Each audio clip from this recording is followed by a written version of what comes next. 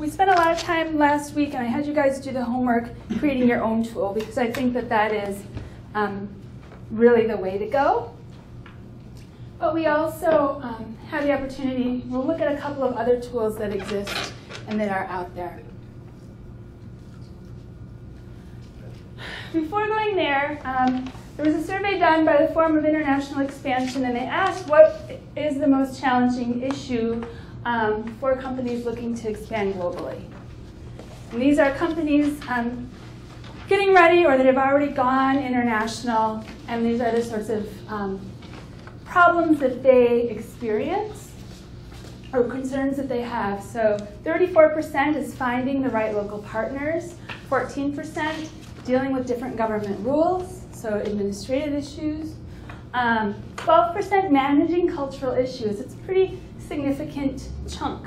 Some of us look at the cultural stuff as kind of the more fun stuff because we get to eat different foods, we get to go to different exotic places. Some of us are really afraid about the cultural stuff. They speak a different language. I don't know how to deal with that. What if I can't communicate with that person? But there's a whole myriad of cultural issues that come into play. And it's actually a really significant and a really interesting part of doing international business. And 37% knowing where to start. So that's why I come back to that photo from the PowerPoint last week of that little girl. She's just standing there, and there's this huge world in front of her, and she doesn't even know where to begin, right?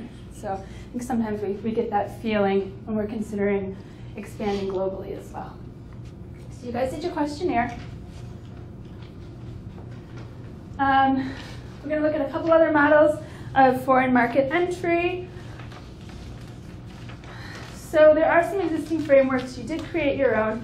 It's a very cyclical nature, right? So you do some research, you analyze the results you have, and then maybe you do some more research. So maybe you got a country like Vietnam that you hadn't really thought about too much originally, but some trends about regions of the world or countries pop up that you weren't thinking about. Okay, so now you've got to go back and do some more research. Why didn't you think about that in the first place? Are there other issues associated with doing doing business in that country that you haven't thought about yet, which are going to change that ranking? Yeah? So then you do a little more research, you analyze again, you do a little bit more research. It's a cyclical thing, and that's not too much different than when you're doing business here in the United States and entering new areas here. Factors in new market entry. You want to think about your short, your medium, and your long-term goals, and they might be very, very different.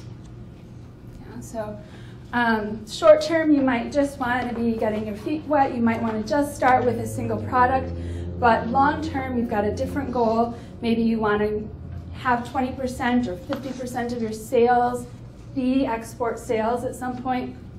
How are you going to manage that? And getting to 50% is going to look a lot different than just having a 2% market share. Yeah. So if you want that increased market share, what else do you have to do in order to get there? It's probably not going to be the same strategy you have at the beginning in your short term. Again, those are going to differ by your corporate goals, your industry outlook, and different country factors. Then we'll look at direct exporting, indirect exporting, which may or may not eventually lead to some sort of foreign production or some overseas strategic alliances, JVs, etc. So questions to think about. Which countries are going to be part of your global strategy? You guys are already looking at that, right? Who are your international partners? And who are your international customers? So are you selling to a large chain in a country and you just basically have to deal with one group there? Are you selling to a lot of small stores within a country, and so you're having a lot of separate customers that you're dealing with? Or are you manufacturing a big piece of capital equipment where you're working directly with your end user? And that might be a little bit more involved, a little bit more intensive on your human resources, right? And having people dedicated to those markets. What segment of the market do you occupy? Are you going for the ultra premium market segment? Are you going to be the low cost leader in that market? Are you coming in as like the hip new company and way of doing things. So you want to think about how you're going to be perceived in that market when you go in, and if that's what you want, and if it's going to be the same as it is in the United States, and it might not be. And I'll get you an example of that in a minute. So what do you charge? Are you going to charge the incremental product cost, right, of just what one extra item is going to cost you to produce?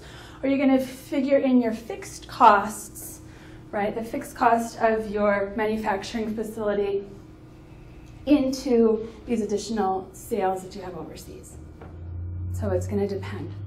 Again, that's also going to be maybe part of your short, long-term strategy. In the short term, you might only cost it out at a smaller rate where you can come in with a lower price and capture part of the market share. It's going to depend. Which part of your product line? So probably going to want to enter with a product that you know has universal appeal, that's going to have less customer service and follow-up requirements if possible. I'm working right now with a medical instruments company, and they've got a huge product line. Right? Some of those have a lot more regulations and restrictions than other products. So they're going to want to enter with something that's a little bit less, less administratively complex for them as well. How much market share and presence is possible and optimal? Are you working in a very segmented market? Or are you working in an industry that has 2 or 3 main companies involved, and that's it? It's gonna depend. And are there other factors to think about? This is your marketing mix, right? I just covered most of these things. So discussing planning intentionally. I found this article in the Wall Street Journal, and I just fell in love with it. So IKEA, you guys are familiar with IKEA. They're Swedish, right? Swedish company, and they make low-cost furniture, furnishings that are usually easy to assemble by the consumer. So it says in China, IKEA is a Swede place. It's a Swede place for senior romance and relaxation. So I think that probably when IKEA entered the Chinese market, the Swedes were probably not thinking that they were going to be a place for senior romance and relaxation. So you're like, okay, where is this going, right? All right, so it says free coffee, empty beds, set intimate tone. Retailer struggles to police the unruly. The unruly being these little senior citizens. Beds. Pardon? Nothing. At 62, Tang Yang Zhao, a retired widow looking for love, doesn't think that it is appropriate to scope out men at bars, clubs, or karaoke joints. That's why she goes to IKEA, right? As I said, when IKEA entered that market, that's probably not what they were going for. They weren't trying to occupy this senior Lonely Hearts Club, need category, right? But so in China, space is a little bit more limited than it is in the United States. And IKEA has these large stores, and if you go into an IKEA store, they've got it all laid out as if you were in a home. So you can enter a kitchen and open the drawers and see what it would be like if you were to have your kitchen set up in that way. And bedrooms the same way, right? So it's becoming an interesting place for families and for senior citizens to go and have all sorts of space, because they're in these tiny little apartments, right? And they go and hang out. There was this part of this talked about finding people sleeping in the beds and having to ask them to leave, right? And they've got free coffee in these big cafeterias. So this segment of the population, these retirees are going there, having free coffee, chatting it up, socializing, because there's not a whole lot of spaces that you can do this, and obviously it's free coffee. It's a pretty cheap thing to do, right? So the long and the short being, you need to think about how you're going to be perceived when you go into a market. Yeah. I lived in different areas in Latin America, and I think that this happened to me in Costa Rica. I was with a friend of mine, and she was going out on a date with somebody, with a Costa Rican. Yeah? And so she was very excited. This professional man had asked her out. She was all excited to go out on this date. So they meet in the park, which is a common way to do it. You meet in the park, and then he takes her to Burger King for dinner. And he's very excited to take her to Burger King, and she's like, great, right? I mean, if you, I don't know if anyone's taken anyone to Burger King on a first date, but it's not, don't want to be offensive, but it's not every girl's dream, right? Really? But in Latin America, in Costa Rica, Burger King's entering the market. It's new, right? It's the novelty. Fast food chains occupy a higher segment, I guess, for lack of a better word, than they do here in the United States. So not just anybody goes to fast food, right? It's more expensive to buy a Whopper, I guess that's what they have at Burger King, in Costa Rica than it is relatively in the United States. So he thought he was doing a good thing. This place is new, it's modern, it's clean, and so he took her there, right? So in his image and his perception, this was a good thing to do. A Costa Rican girl would have been very happy to go to Burger King on a first date. Okay? Well, I hope he learned the lesson.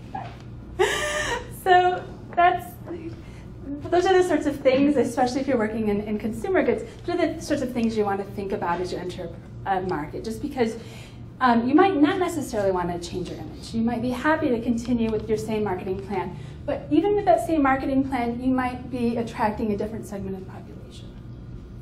So things to think about.